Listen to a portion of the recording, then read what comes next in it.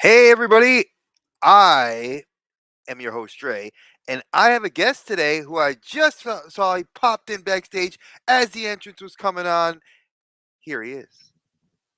This is my brother from another mother, my Midwest friend, and the guy who says he retires like Shawn Michaels. Mr. WrestleMania needed to make another comeback just to get another shot at The Undertaker. Our boy, Yukon Phil. And, Welcome. and I'll probably do it again another 5 times because that's what us WWE guys do, right? We retire and then we come back and then we retire and we come back, right? You like Ric Flair in AEW. Just get a contract, let him Oh sell your gosh, energy drink, dude, and if I'm call it a 80 day. years old, just kill me, put me out of my misery. Don't make the people go through this, man. Woo! Come on, man. You know you need it. The people, you No, got to give the people what they want, like no. Excalibur says. It's like if you touch him raw and that's it, he's done. So Oh, what's up, God, man? yeah. Paisanos. I'm good, Yeah, brother. yeah, I'm good, man. good. It's my day off, and I got up early, ran some errands. We just got back. I ran to Starbucks. I got me a drink, ran to Chick-fil-A, got some lunch for the little one. She's eating, watching Elmo and Tango. And I got a package in today, which makes me happy. Always But we'll good. get to that later because it's kind of relevant to what we're going to talk about. All right. And for those of you new to watching the show, late lunch with Dre is like I said. Sometimes I'll have a guest on the show. Sometimes it'll just be me. But 9 times out of 10, it's going to always be with a topic. And the topics this week was something that Phil brought up on his show, which inspired this whole thing. Which Uh-oh. was yeah, look. Uh-oh. I love you. I love you. I love you, brother. That's why I have to go there. All right. And as the shirt says, I love it when a plan comes together. Okay. So the idea was I had this thing where I was going to talk about like when we're shopping and the whole algorithm thing, and go into that. And I didn't think I was going to have a guest, right? Yeah. But then I watched your video, and your video like totally inspired me and pushed me over the edge to say I got to add this topic because I've experienced this at several places here in North Carolina, and I thought it would be a great conversation, which is mom and pops going to a store, and I'm gonna just grab a random SH figure arts I got on my desk. We're gonna take Zenkaiger and say, okay, brand new in the box. I see him in the store, but there's no price tag on it. Right. I Right. go up to the register, and I'm now waiting 20, 30 minutes for the owner of the store to basically mayhaps rob me on a price because they're not stickering what they know is a high priced item. Sure. So let's get into that. I saw your video, and if you guys have not subscribed to his channel, y'all should. He's a great content creator, a great friend of mine, and a brother to me. That's why I'm telling you, I love to have him on the show, and we just have a we just have great conversations when we ever do. But like I said, it's watching his video really inspired that. So, Phil, what was it when you went in? And for those of you that didn't watch that video, please watch it. But I want to get a little snippet here. What was that like? Like, having to go in there and deal with that situation. So the first word that comes to mind is annoying because what that does, it kind of takes responsibility off of the owner and it kind of puts it onto you because then you have to go get it. And it doesn't matter like what time of day it is. It's going to be the same way. If you go in there on a Saturday, I've been in there a couple times where I had to wait in line with a few people, and that takes a long time. I spent more time waiting than I did looking. So I think that when that happens, when you go into one of these small toy shops, these mom and pop stores, like you talked about, it takes all the responsibility off the owner, and they're just, like you said, they could throw any price at you want. So where does the responsibility fall on? Well, it kind of falls on you. The best thing that I do when that happens is I get out my phone and I look up the prices and I'm like, okay, now I know what this is going to go for, what the aftermarket asks. I have a price in my head. I don't always do that. And I've learned my lesson in the past to do that now. But as far as is it a good business practice? Absolutely not. You should have all your stuff priced and it should be priced accordingly based on, if it's going to be something that's out of retail, it needs to be what the going after market price is, like the SH figure that you showed. If everybody on eBay is asking $40 for it and it's selling consistently for $40, okay, there you go. It's worth $40. But if you throw a $60 at me, I know you're full of shit. And I know that you're trying to gouge me. You're trying to scalp me. So that's what I don't like about it. But it also, sort of is a good thing because that requires me to do my homework. It requires me to have an idea what I'm getting into when I finally get the piece up there to ask them what they want for it. But that's something that shouldn't happen. Yeah, I should be able to go to a place and see a price and know right away if it's fair or not. I shouldn't have to sit in line for who knows how long to ask the guy or take him to the back and say, okay, this one. Then I just change my mind and we go around this little merry-go-round for who knows how long. So I think the one word is annoying, but Oh no, and I'm gonna pause you there because I love everything you're saying because I 1000% agree with you. I want to say hi to the universal moderator, Rolando, what's up, Rolando? and Kat. How you doing, Vader's girl? Good to see you.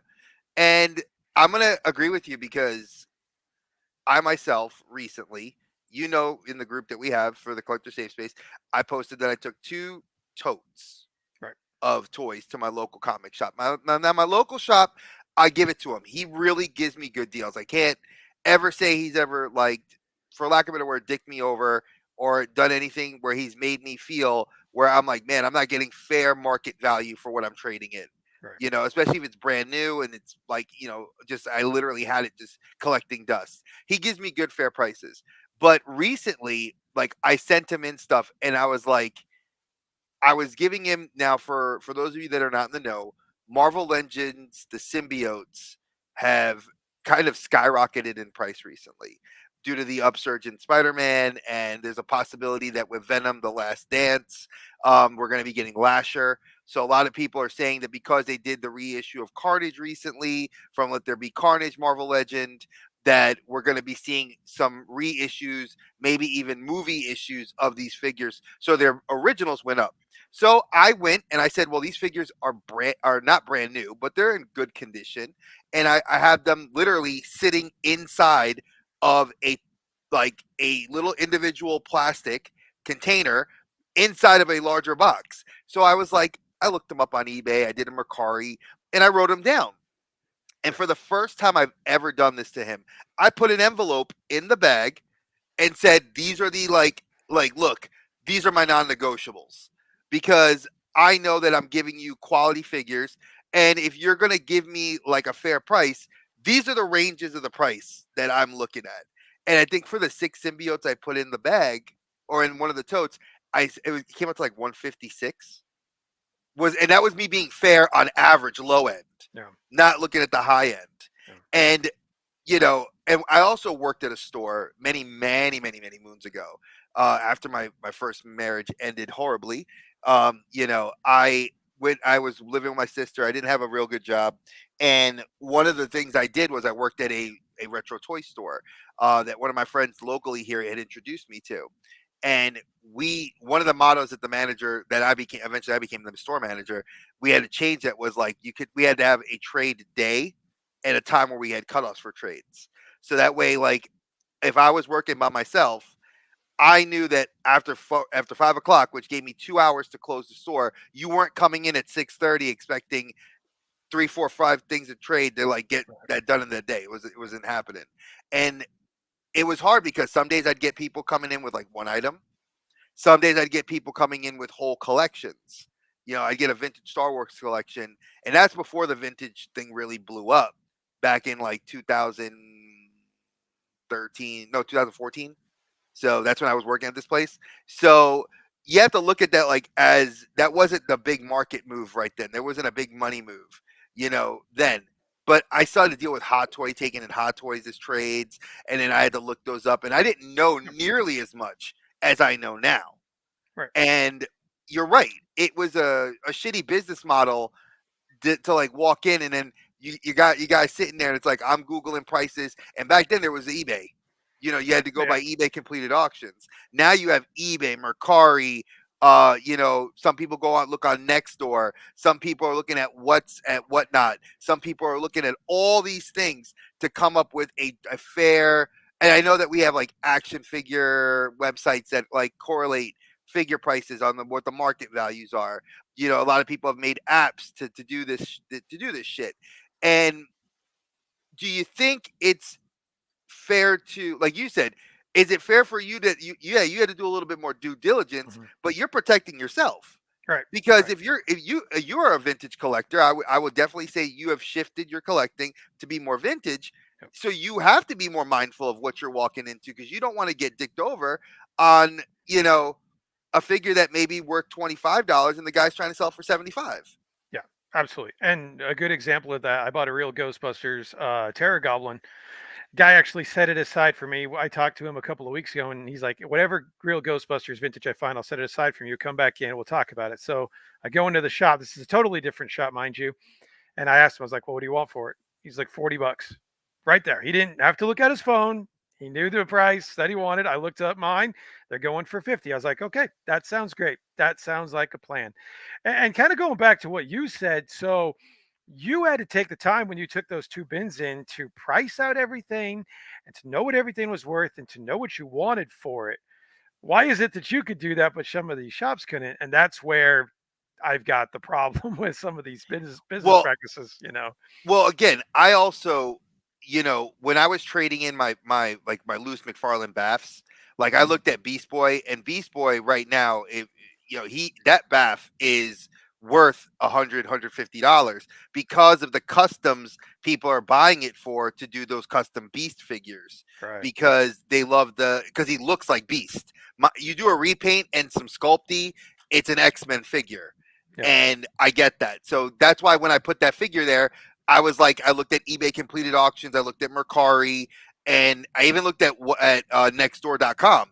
My mother-in-law put me onto that, and I saw that there was a couple of like completed for about like in the 90s, 80 to 90. So I told him, I said $85 is a fair price. I'm asking you. You're gonna sell it for 100 in the store. I'm asking 85 store credit because I'm going to use it to buy a hot toy anyway. Right. Right. But like, when I looked at Starro, you can't find Starro anywhere. Those Target figures, people could have bought them on clearance for $5. Nobody Yeah. bought them. I picked up all mine at retail, kept my Starro, and then I was just like, this doesn't fit in my collection. I don't really want it anymore. $125 completed, just the bath, not the little extra Starros, the bath. Right. Right. So I was like, you know what? I was like 95. I took the low end. I didn't ask for the high end. I said, I know you're going to mark this up for what the value is. I'll take 95. So like on two other figures that I threw in the batch, I knew what their value was and I gave them a fair range.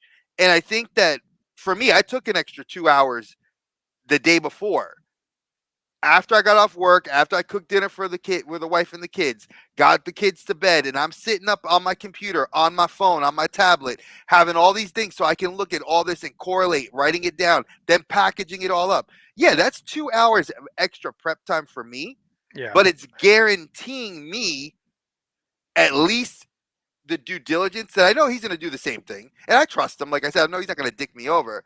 Just that's what I got to remember. Now we got Just Jeff saying here. He said you gotta remember cash is 40% of value. They got to process, clean, weigh the risk.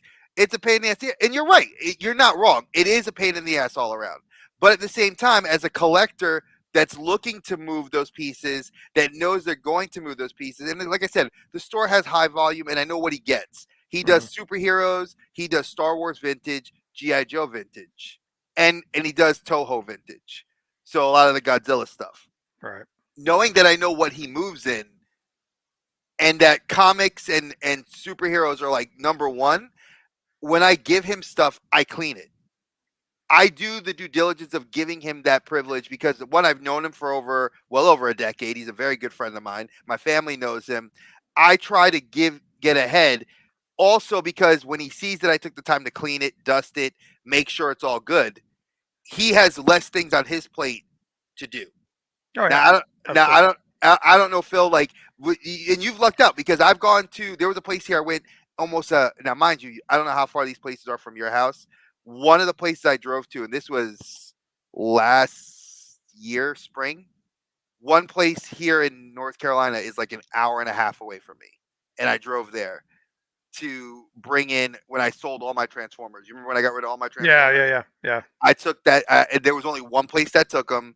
This guy in God, Bubba fuck North Carolina took it. And I love the store because it was, and the store is still around. They're actually experiencing. He just got robbed recently. I felt terrible. Oh, And he's dealing with that. But I took it to him. He's like, send me pictures of what you got. And I was like, this is the first time I've dealt with somebody that you could tell is a professional collector, but a professional buyer of collections. right, right, You right. know, and I think a lot of these people that are getting into the retro hobby, that are going into retro stores, don't do their due diligence to know, like, hey, I have pictures of my collection. Here you go. This is what I'm looking to sell you. Clean, clear shots where the guy can zoom in or the girl can zoom in. They can take a look. Plus, if you also have a notepad on your phone, either your iPhone or your Android phone, like you or I would do, we would have prices preset, knowing like, hey, Oh yeah, absolutely. these are You the have to. high value. Like, Mhm. hey, these are my high value figures. Yep. Yep. These are what I'm gonna sell you. Yeah. So, I mean, it's like I always say, if you're buying toys and you think you're going to make money out of it, you're in the wrong you're in the wrong business. oh yeah, Even trying to get what's going rate is tough because it's kind of like what Jeff said. There is costs and other things that go into these stores having it where they got to clean it, they got to do all these things, that go with it. So honestly, when I sell stuff, I tend to go more towards Bakari and eBay because it seems like in my personal experience, I've had better luck on those places than take it into like another toy shop. I took a couple things in a couple weeks ago and I got a fair deal, just based on what I had paid for it.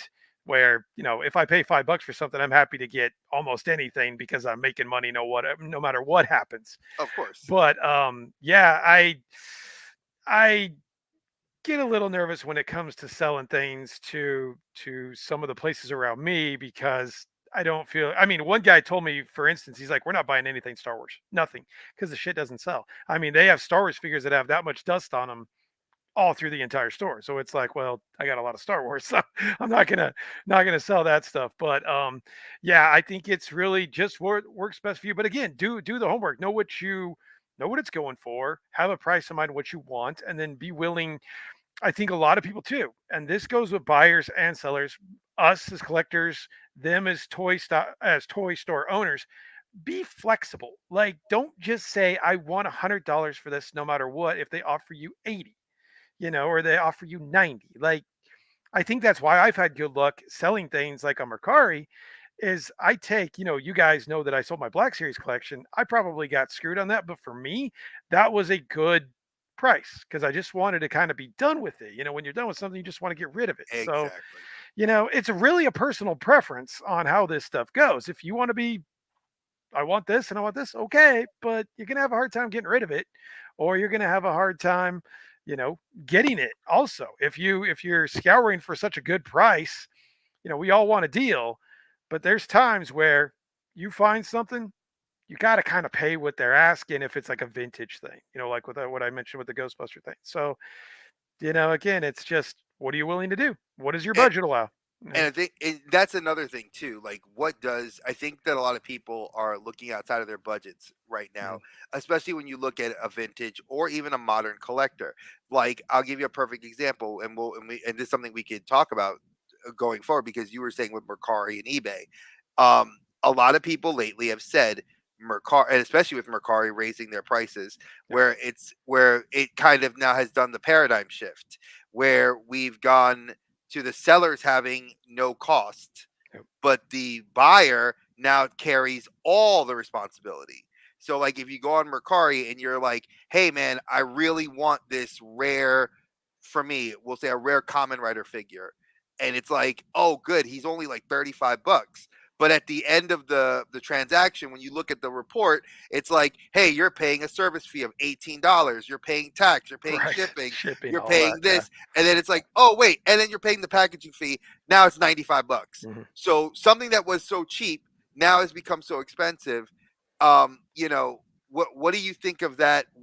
Do you think collecting has caused this paradigm shift, Oh, yeah. or what do you think has caused this shift in that area? Yeah, I think collecting has, and the FOMO that's caused it, and the, you know, Mercari's trying, but they're not going about it in the right way. So for instance, an example of what I would do if I was a seller for Mercari, I would offer. It got to the point earlier, like before this year, you had to charge shipping because shipping rates are so expensive. Now you have to kind of reassess and give free shipping because, like you said, all the fees are going onto the buyer now. So you got to try to cut them some slack so that they want to actually buy from you. I still go through Mercari and there's no free shipping.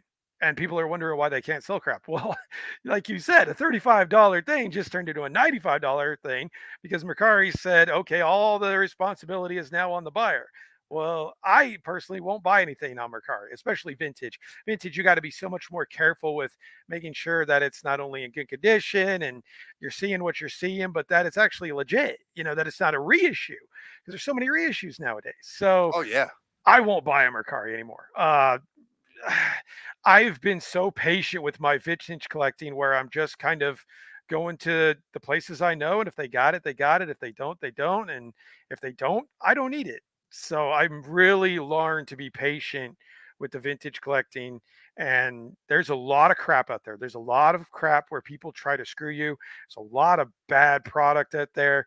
I was at the Southwest Oklahoma Toy Show in late January, and the amount of garbage that they're trying to sell you there for a lot of money. I mean, we're talking figures that are mangled, man, and they're trying to sell them for $20. And it's like, no, we're not doing this. We got to be patient on it. And when we find the right thing, we'll get it. But again, it seems like it always falls on the collector. It's always up to us to adjust and to go in a Circle of life. different, yeah, it is. And the sellers, they kind of, I think sometimes they get it, they have it easier. I think it's just like, why is it always falling us? We gotta adjust to the inflation. We gotta adjust to the people screwing everybody with the fake repros and with the fees coming out of us. And it's just patience is, I've really learned that, especially since being on YouTube. Patience is definitely the way to do it with prices, with quality, with all of it. And you have to. I think it Mhm. like I think Jeff said it best too. The collectible toy store owners have such high margins. Mhm. Like my comic shop. I've said this before. Rebel Base Toys has done me so well, and I love them, and I always will give them business.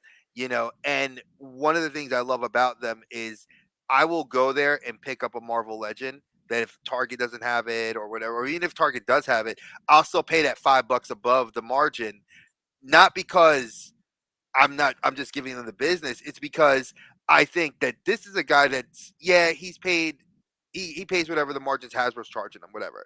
But the fact that I can guarantee that I come here, he'll order if he's out of it, he will order one for me, and I'll still, and it'll be given to me where I don't have to worry about Target and, oh, it's in there, and then the employee somehow magically disappears, Right, right. and then it's like, oh, we'll give you your money back, and I gotta wait. No, and I know that's a corporate big box store versus mom and pops, and that's a whole. I've been tempted to do a whole video series on that because I've seen a lot of people talk about it now from the collector standpoint, where we as collectors are kind of getting screwed by big box, Oh and yeah. then mom and pops are like kind of sitting in this weird holding pattern, like they're kind of like the kids in the divorce.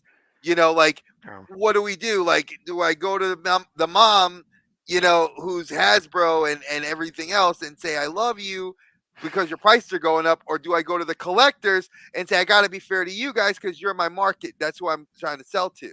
But then you got people that are going shopping overseas. How many guys do we know shopping on all these different toy groups are like, hey, I bought my Marvel Legends from China directly. oh yeah. Oh yeah. There's a You know, bunch. There's a bunch. and there's so many. There's so many guys I know on the different Facebook groups I've seen and the different toy groups, or even guys that are now just saying, "Fuck it, I don't want to do collecting anymore." And Yep. they're literally like they pause, and I was like, I'm not surprised because I kind of hit that wall this year when I made that decision to like start saying, well, until Marvel, like Mayfag starts putting out Marvel figures I really want, I don't really feel a pull to getting figures like every day, Yeah. or I don't need to shop the stores like my favorite four letter F word Ross. and I say that's obviously sarcastically because you understand me. But Yeah. for those of you that don't know, Dave and I have a joke, and it's across several Oh, groups about Ross being a four-letter word we don't love because the algorithm loves it, but we don't. But when you think about it, it's all these places people are going to and trying to catch deals, and you're screwing over the big box store because Walmart's and Targets don't restock. I was just at Target today to go get some stuff, and we're looking. Rory's birthday's coming up. She's on a superhero kick right now. Wants a bunch of Spider-Man, Miles Morales, Gwen stuff. So I'm going through and I'm looking at the stuff, and it's empty, completely empty. The pegs from Marvel Legends empty. Now, mind you, there is a wave currently out, and it was found in Florida, but you can't find it here in North Carolina. New York hasn't gotten it yet. California, I don't give a shit about. If they find it, they find it. I just West Coast stuff doesn't equate to me because like Phil and I are closer to each other, where he may see it, and within a week I may see it. yeah. I don't care what the West Coast gets because they're going to get it first anyway.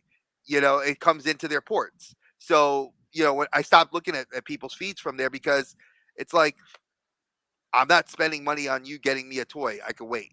Right. But again, we also had Hasbro recently state the big thing where they're like, I'm not shipping every wave to store, and some specialty stores are only getting it. What was it? That Namor wave with the Black Mhm. Panther. That was a specialty shop. You could find it at GameStop, and now Power Princess is the one figure I wanted from the wave. Besides Crystar, which big shout out to Figure Fever for getting me Crystar, but now I can't find a Power Princess anywhere, and I'm unwilling to pay $50 for her because it's a $25 figure, really a $20 figure, and I just don't want to spend it. But Well, not only I'll that, wait. but they're doing international only figures now. Like they Hmm. just released Black Series, the last archive wave of Black Series. It's international only. Not that there's really any figures there that we want, but still, it's like, why are you doing that? Why are you doing international only? It makes no sense. That's the second wave they've done this year. That's been straight up international only. And one of the figures that they had in there is one that would sell like crazy, which is the OG Stormtrooper.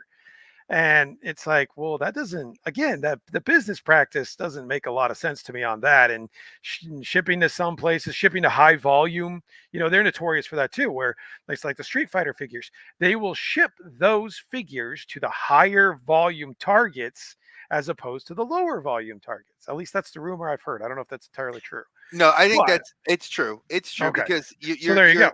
you're looking at it like think of the international markets right now. Like I've spoken to more collectors. Like if you Cobain Games in our group, Mhm. he buys a lot of Gundam models, and I was watching his latest Gunpla stream, and I asked him. I said, "You have a lot of guys in Australia, in Asia, here in the U.S., in Mexico, South America, and Canada that are big Gunpla builders." I was like, but is there anybody like, I don't know, in like Ireland or Africa or, Yeah. Italy? And he's like, there are few, but they're Yeah. really few and far between. And then you see guys like Rocco the Great when he went to Italy like 5 years ago, and there are shops there. They're not huge, but they're shops.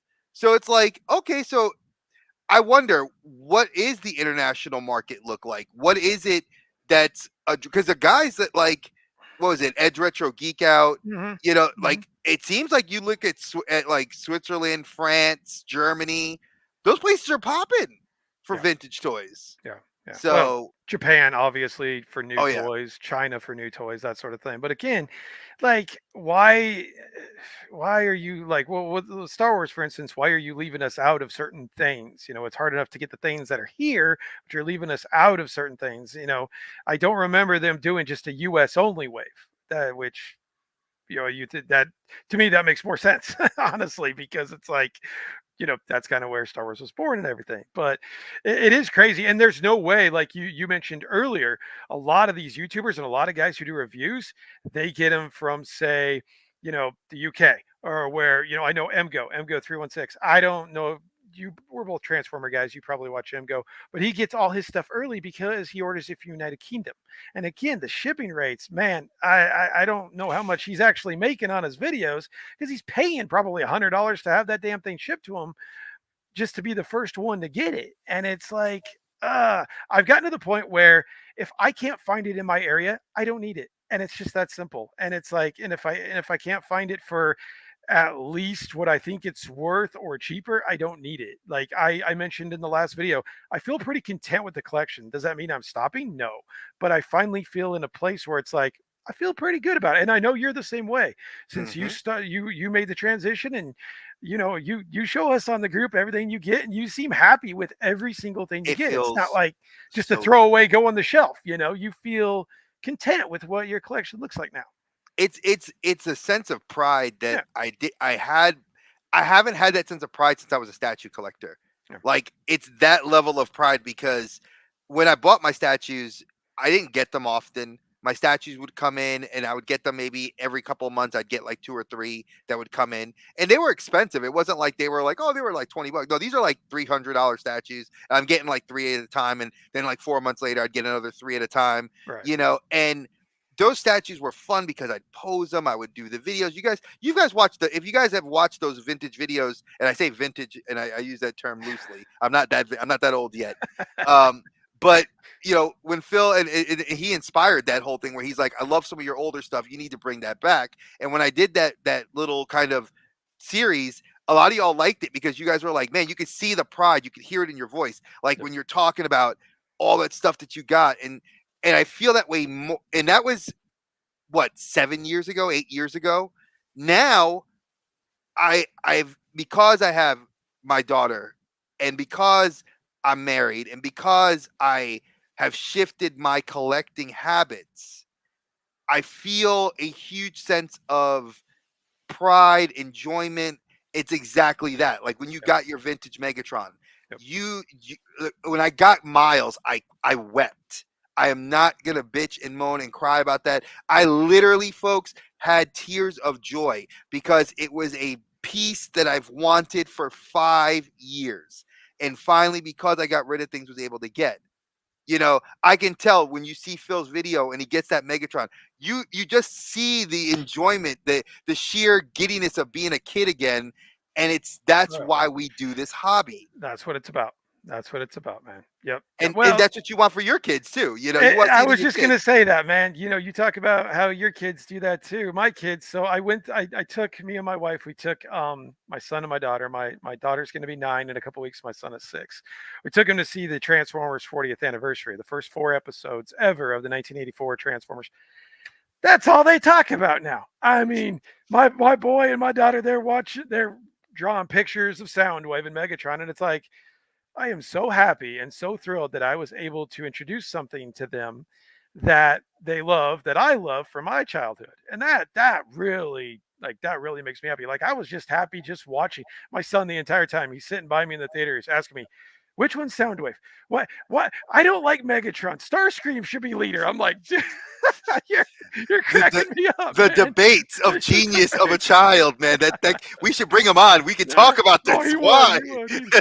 He'd be like, "This is the reason our scoop should be leader. Point one, point two. It's that kind of stuff, man. It's priceless. And just seeing and my daughter's really not into that stuff. She is a little bit, but because I do it, she gets into it. And she's asking me for the figures and she's drawing stuff. And it's like, man, this is what it's all about. And that's what really gives me the joy now. I think the place that we can get in if we do too much of this stuff and we buy too much is we lose appreciation for it. And that's one thing I really noticed over like the last 6 months. It's like I would buy something, then I'm looking at it 6 months later. What the hell did I buy this for? Why did I buy this? And now I look at my collection, I'm like, I know why I bought that. I remember having that as a kid. I know why I have this. Even though I might not have the vintage, I've got a modern. I don't know if you saw it, but they just announced that on Amazon, the Technodrome, the TMNT vintage I saw Technodrome is that. going to I be saw released. that.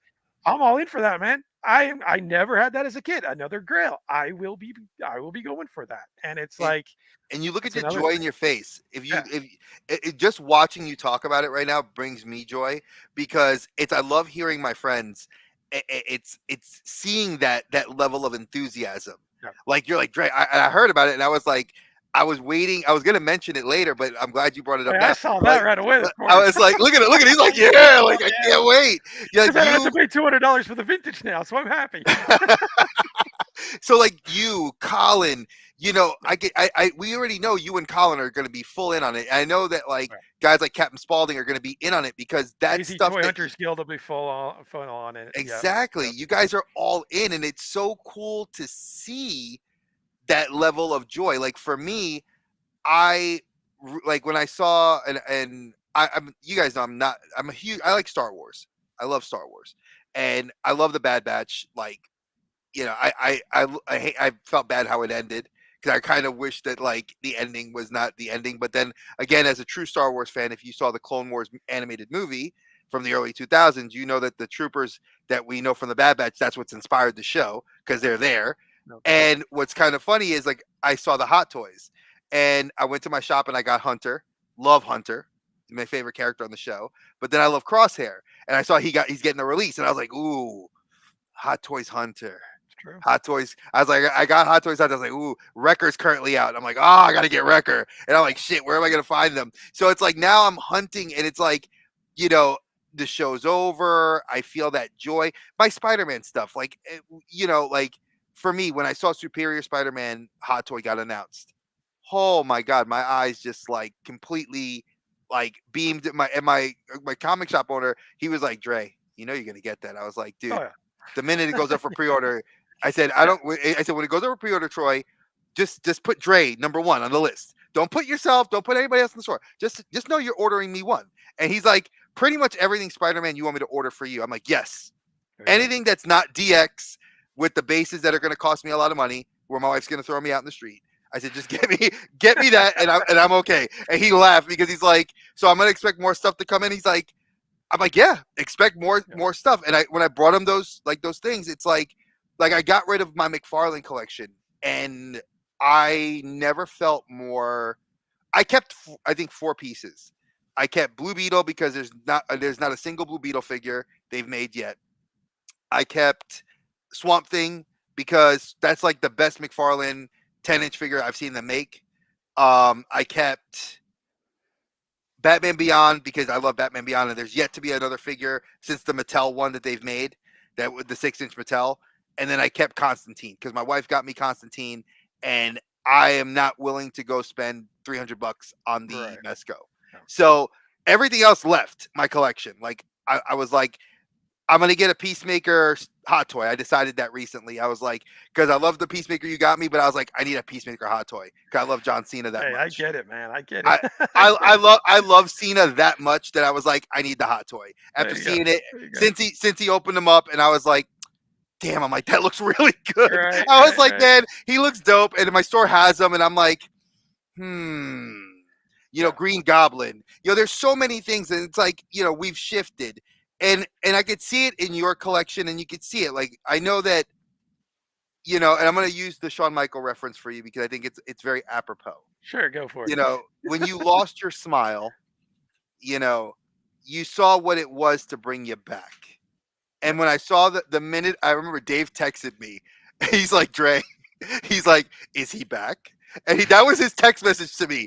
Outside of IG, Dave texted me, and I looked at my phone and I just busted out laughing. I was like, and I had the moment, like, just when I'm there, you know, I'm getting out, they pull me back in, and it's like I could see it was you. Like your back got broken, you lost your smile, you come back, and you're like, I'm here. Dude, that's it. That's the whole thing. It's like it takes time to learn how to do this. You can't. A lot of you guys, a lot of people think that, you know, you just put the camera in front of you and you talk about toys and you go, well, you don't understand what kind of not only self-doubt you can have, but it really, you really got to watch it. You if it takes control of you and you start, you know, getting too into it, and like you said, you lose the smile and you lose the love for it, you lose the passion talking to people about it, and you don't want to make a video, and you know, it's just kind of, it makes you kind of sick thinking about it. You need to walk away. And that can be for who knows how long. I've done this like 3 or 4 times now. And every time I do it, I'm glad I did it, because there's times I want to just be done with it completely. But then I think of Yakking with Yukon, which is my live stream. I think of being on Dre's show. I think this is the 3rd time I've been on Dre's show. You've been on 4 times. Okay, 4 times. You've been on mine like 4 times too. So, you know, you start thinking about that stuff, and that is really what brings you back, and really what gets you there. And I'm never am against talking about toys. And I also just want to take a second to thank everybody who did reach out to me, because there was more than expected people who did reach out to me, and I do appreciate that. And it the devil gets in your head a little bit, and people are like, well, he wants you to think that people don't know you, people don't care about you, people don't remember you, they don't care if you're there, you don't care if you're gone. Totally untrue, totally not the way to think. And it's like, it just meant a lot that people messaged me, that people made comments on videos, that people did a lot of those things. So that was cool. And you feel refreshed, and you come back, and you're ready to go at it again. And if there another break needs to happen where I start putting this ahead of family, we take another break. And we I'm have gonna to have that balance, man. I'm gonna hit you with something because I think that I respect the hell out of you as a friend and as a brother. You know that, bro. Off the cuff, you know that. Oh, yeah. I think that one of the reasons when I heard your video and then I talked to you personally outside of everything, I'm not going to bring anything that we talked about up, but No, I think that family is one of the best grounding reasons for why we take the time away sometimes. I took some time away from my yeah. health, and that was for me, my mental health and my physical health. And you reached out to me. I had several friends of mine same way. And I think that that's a great grounding source. Your Mhm. family is a great grounding source for you. I know that because I know you personally. And I think that, whenever you do take that, bro, no one's gonna ever. And if anybody ever does, they can deal with me. I'm big and bad enough that I'll come and fuck somebody up for my family, for my friends, because you're not going to do that to you. And I think that you know you can see you're revitalized, Oh, and yeah. I look forward to seeing the new wave of content coming from you. So I just wanted to let you know that I think that you know it's hard to admit it, and especially with mental health month, this is big deal. Oh, yeah. For me, this has been an interesting month for me, in a good way and in a bad way, but mostly good, I would say. But I would say even for you, like you making that comeback has kind of even revitalized some other YouTubers. Like we've talked about, like, a lot of topics, like guys going away and not coming back, guys going away, coming back, guys going away and never ever thinking about this and ending the hobby because they feel too stressed. Yeah. But you said it best. If it becomes a job, why the fuck do it? There's no You're not reason making to enough do it. money doing this. We have real jobs No, outside of this, no, you no, know? no, no, no. I'm on my lunch break right now doing this. So it's like, yeah, there's no reason. And I appreciate that, man. You've always been there for me, and you've always given me words of wisdom and encouragement. So I really appreciate that, man. But like you said, if it's a job, you shouldn't be doing it. And if it's something that's going to stress you out, and that goes for toys too. I see, and I'm not going to name names here, but I see a lot of toy hunters who are so stressed about finding a new thing, getting the new thing. When am I going to do this? I need to go to 1,000 different stores to find this. Dude, damn, we got to remember these are just little pieces of plastic. That's all it is. And when you start buying things just to buy things, man, I'm just going to say it, you got to check yourself. You got to check yourself, because you've just gotten to the point now where you're just happy buying things. It doesn't have any special meaning to you. And I think that's where people do get burned out, and they do leave, and they don't come back. I've seen a lot of people leave and not come back. And you know, I've seen people get completely change being on this, and that's sad. That's sad. If this is gonna, everybody's after Viper Island right now, dude. I ain't I got saw that. time. I I ain't saw got that. time to sit there and cry about other YouTubers. I don't have time for that, man. It's about the hobby. It's not about what somebody said, who stole this, who stole that, blah blah blah. I have no time for that. I have time to share, to talk, to have a good time with people who want to talk and be cool, and that's it. It's that simple, man. So it's You're 100% right. Like I think that the drama, I think a lot of it, and what we've created in the safe space, and again, I say we because that's not me. Everybody always says, "Oh, Dre, you're the," no, it's not me. It's a group of people. This is a collective effort. I've never ever said I'm the spirit. I can talk the talk, but it's not me. I do it with everybody else, right. you included. I think that when you create this bubble of safety, you start noticing that there are other bubbles out there that they don't know that you're safe to go to. And that whole Viper Island thing, kind of, I didn't get a part of it, but I heard about it. I watched it. Was just like, I'm not into the drama. I'm gonna stay away from it. But then I saw people, and this is what I did. It's sort of like, you know, watching a disaster happen, like a natural disaster happens in an area, and I'm just like, I start seeing the fallout of people, and then I was like, then I start researching about those people, and I'm like, man, these guys are very like-minded, like me, like the guys that are in our group and the girls in our group, and I bring them in. Why do I bring them in? Because I was them. At one point, everybody has had that feeling where I don't feel welcome, and nobody cares about me. I want to end my life, or I want to end this hobby. I want to end this. I want to end that. They go through all these different things, and maybe it's my calling. Maybe, my mom, and from a religious sense, I remember my mom felt that calling as a nurse, that God had put her on this planet to be a nurse, and may she rest in power. My mom kind of put that in me as a teacher, that I was going to educate the next generation, and I've done that. I've been successful at that. And I guess in this, if I can bring people into a group and make them feel safe and feel comfortable, regardless of whoever they are, whatever they collect, as long as there's no drama and politics, religion, or anything that drives them crazy, and we talk toys, the drama is not necessary. the drama is not necessary. And you know what? If you could keep them in that bubble and protect them, that's why I invited them in. And now I've made new friends. I made 5 new friends just in talking to these people and introducing you guys to them. Now they have new brothers and sisters they can talk to and feel comfortable about, And like, let me just address a couple of things here, because I was gonna say, you might want to address. I sorry, we ranted. It's just, I get my brother on here, and it's always good. Yeah. So figure anxiety. I do remember you. RB had posted a community post. Real Batman, for those of you that don't know RB, he had posted on his community board about my channel, saying that I was an underrated channel, that I love. He loves what I do. I know that RB recently took down his YouTube channel. But you know what?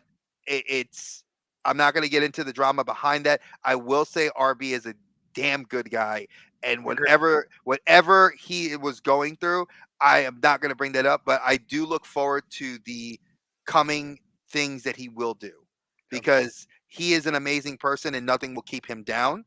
And I love him for it. I talk to him pretty much daily, and I let you guys know that a guy like him, you're never going to keep him down.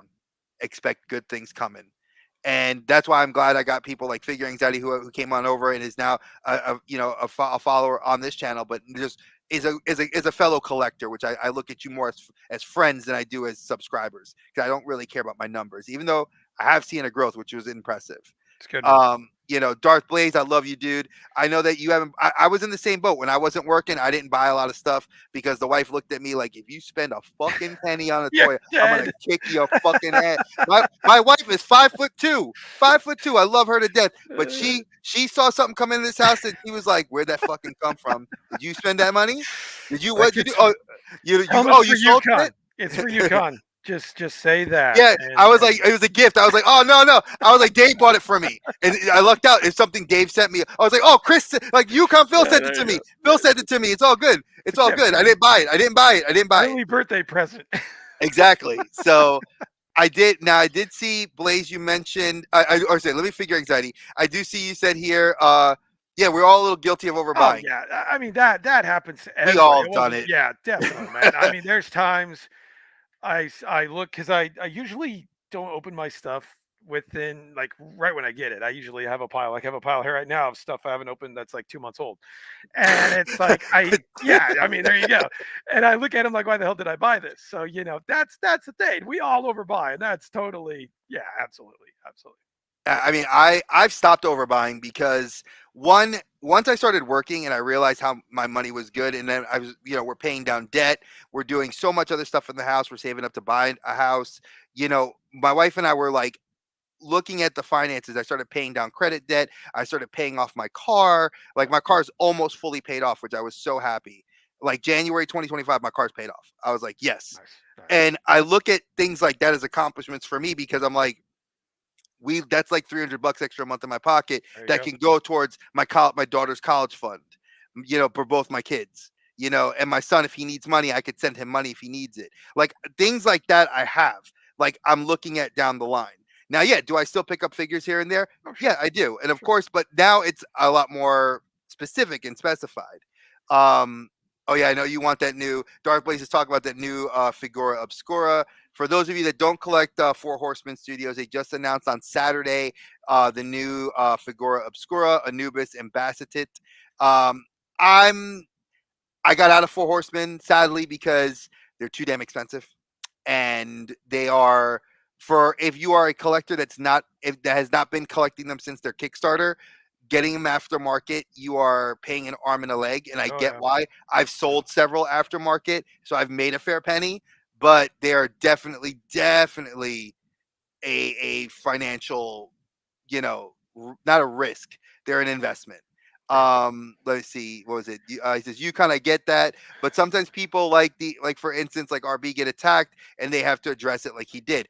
I'm gonna say the same before even Yukon speaks. I'm gonna say it for me. I've addressed it when they attacked me. Phil didn't even know what was going on with me when I made the video, and he reached out to me No idea. personally, and we talked about it. So there's a lot that goes behind the scenes. And again, like I'm not going to speak about people's business because that's not what I do. I've never been that way. I'll talk to people if they want to talk to me outside of the platform, we can. But I'm not going to address it because I'm not feeding the trolls. I'm not feeding anything. It's ridiculous, Yeah. you know. I And mean, it's so ridiculous. we're, It's we're, we're just I'm 46 years old. I got better yeah, things to do with my fucking time. exactly. Now, I agree with you. You said it's just toys, but some people, and Phil said it best. Some people really do take this shit way Very too seriously. serious. Yes, they do. Like this is their life. Like Yes. to me, this is Yes. we have kids. Yes. We have wives. Outside of this, I exist. Outside of this, me and Phil can have a conversation about life, religion, video games, movies, whatever we want. I don't know about video games, but the rest maybe. Yeah, everything else we can talk about. But I just threw that in there because stuff that I figure it's something that we have in common. You know, that's why I threw But that in. I mean, I totally agree with what Figure Anxiety is saying, and I did catch RB's live stream where he basically laid down the law like if this happens again, there's going to be this, there's going to be that. I won't go into it, but this is not high school. This is not a popularity contest. Again, you're on YouTube. At least you should be. I know there's plenty of people who make money and this is their job, and that's great for them. But for the 99.9% of us who don't do that, it's just an out. It's an out. It's a way to talk about things with people that you're not around to go. I've talked to people all around the world about toys, and it's like that's what it's about. And that's what it should be about. If we're out here saying, I'm going to hold you down to this many subscribers, or you're not worthy because you have this many subscribers. I mean, geez, yeah, I've got, like I said, I have an 8 and a 6-year old who aren't that immature. So, yeah, fortunately, blessed that I've never had to deal with that. I've never encountered anything like that. Pray to God that I never do. But if I do, it will be shut down so quick that Oh it yeah, won't even the amount matter. of people Yeah, that know you that yeah. would shut So that shit down. yeah, And I'm just not here for it, man. I'm not here for any of that kind of anything. If you don't like me, that's don't fine. Yeah, don't watch that's it. fine. Don't watch it. It's totally fine. I don't care. No, I'm not everybody's cup of tea. Dre's not everybody's cup of tea. It's the way that we are as people. And if you don't like it, just move along. You don't need to do anything else other than move along. That's really the main thing. And he hit the nail on the head. Now, obviously, figure anxiety. You said, do I think he'll come back? Um, that's not for me to say. I'm going to leave it at I have a little bit of an insider knowledge of things. Just wait and see. Yep, Just wait and see. yep. I'm gonna leave it at that He needs his because time to reassess and think if it's something that he wants to do. And RB is a very family oriented guy. There's been some things where he's had to take breaks and this and that, and he's gonna do what's best for him. And I know RBI. I know RB. I've talked to him. I've interviewed him on my show. Great guy, and he will always have my support. he's a very good friend of mine. Like I said, I talked to him literally on the phone. I just called him yesterday, and he and I were talking. And like I said, I know good things are coming his way. He is he's got a lot on his plate. I have a lot on my plate. Like a lot of people don't know. Like I mentioned that this week, next week will be a good episode, and then I might take a week off because my mother-in-law is getting surgery next week on her elbow. So that's going to throw my family for a loop. I have my daughter's graduation coming up the week after that. So it's like, you know, life happens, and in a good thing. And I'm trying to focus on those positives than, you know, on, you know, toys. I mean, yeah, my brothers, if they need me, my sisters, if they need me, I'm there. But they also know that my family takes precedence. Yep. And RB, you know, for what he is a friend of mine that I admire for the fact that, like Phil and several other YouTubers that care about, they put their families first, because that's what it is. The end of the day, these plastic things will go to, I will sell every single one of them to take care of my kids, to take care of my wife, to take care of whatever I got to do. Because to me, it's just stuff. That's it. Material items. You know, one day it's all going to be the landfill, man. Look at Funko. Honestly, look at Funko. Funko, that's, you know, it's basically trash. Now, see, I had to segue because I've been dying to open this up because, oh my God. So Phil knows, and I love Mafex. And Mafex is good, man. I just. It's the money. It's the money. It's a money move. It's the money. Listen, it's 100%. I'm gonna tell you, if y'all don't like spending money on Mafex, but their figures take forever to come out, so it's not like you're getting like a Mafex every day. You know, you're getting maybe 5 Mafex a year, if that, and they take about 2 years to come out. So they're like a hot toy in that regards. Now, this one is to replace a Spider-Man that's currently on the shelf. This one is by far one of my favorite suits of Spider-Man, and I couldn't believe I got this. This is the Black Symbiote from the Secret Wars cover. This is and it has the what was it? The magnets in the feet. This has the Peter Parker sculpt with the symbiote. They did a fantastic job on this. I am absolutely floored. When I saw this went up for pre-order, I pre-ordered it like, I think it was last summer, and they finally they charged my card and they shipped it, and I was like, yay!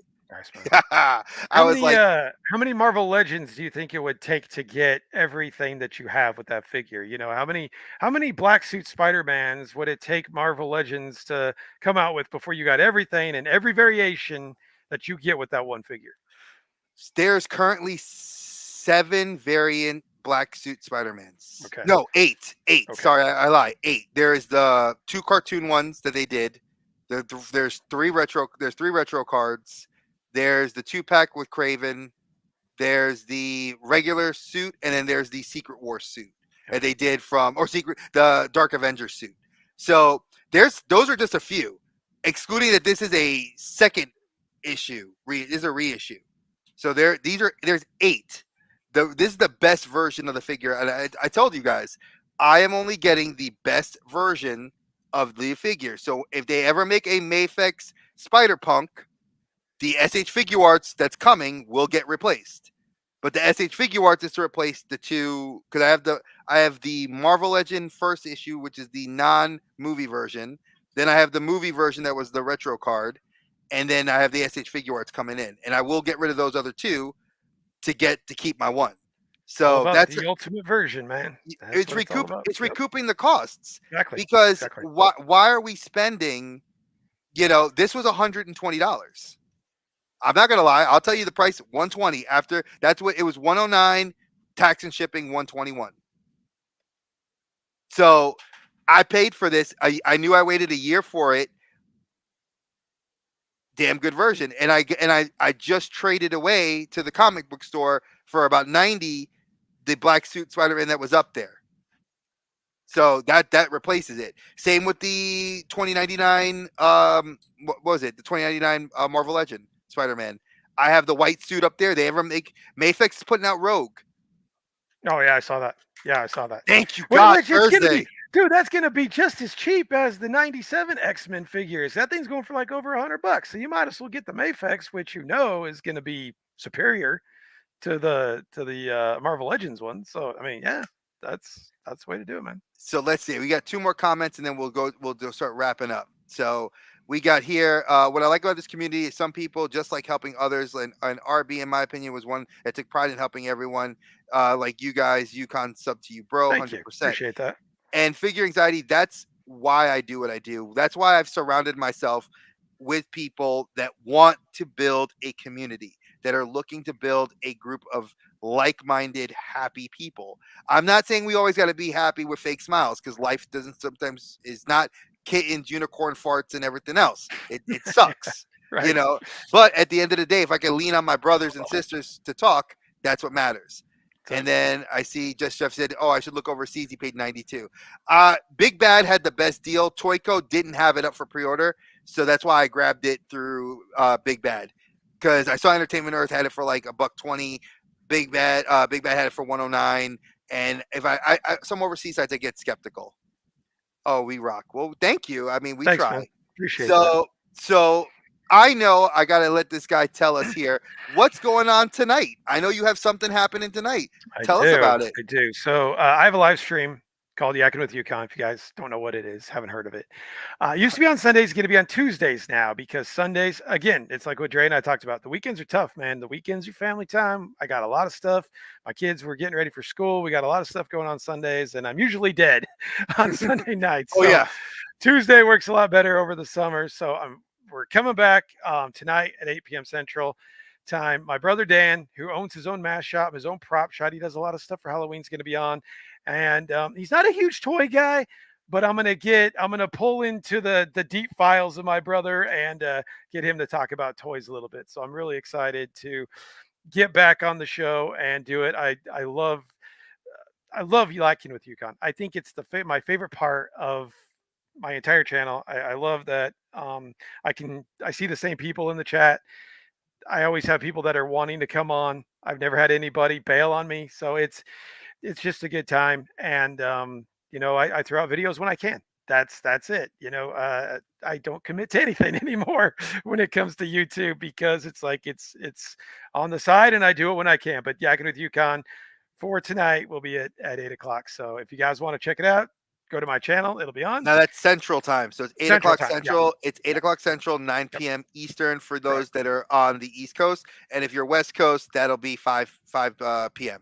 Yes. So definitely check him out, guys. Listen, like I said, I've been on there. He's had Dave's Dimension. He's had everybody. He's had big guys, little guys. Doesn't matter what your sub count was. He brought you on, and he has a good time. And eventually, I know I'm going to be making. And it's me and Ed. We're tied. We have to have the tiebreaker show. You can't. That's why I said I'm glad you can't retire. Me and Ed have to be on the show at the same time. So you have to make I agree. The same time, we're gonna have to work that out, man. But yeah, definitely. So again, folks, you guys know that topics. Always, if you guys like the topic that we talked about today, which was really, I felt a lot more fun. It wasn't just toy focused, but it was a lot about what you're expecting with collecting. If that's something that interests you, drop a comment in the comments. Let me know. You all know my socials. You all know, if you haven't found, Phil, he's UConn Phil at IG. Definitely hit him up. If you are on YouTube or do anything as a content creator and want to be on a show, message him. He will make that time for you, and you guys can work things out. All right. And folks, I appreciate every single one of y'all that came through the chat. It was really awesome. Felt the chat was lively. It was a slow start, but an awesome finish. And thank you guys for watching. Thank you for another late lunch. Big shout out to my brother. I'm going to bring him on again. And look, he just came in. He snuck in. Greg snuck in. Look, he snuck in right at the end. Yeah, he but did. Hey, you know what, though? I'm going to say that #watch the replay. It's always good. And as always, my friends, stay geeky, y'all. Peace.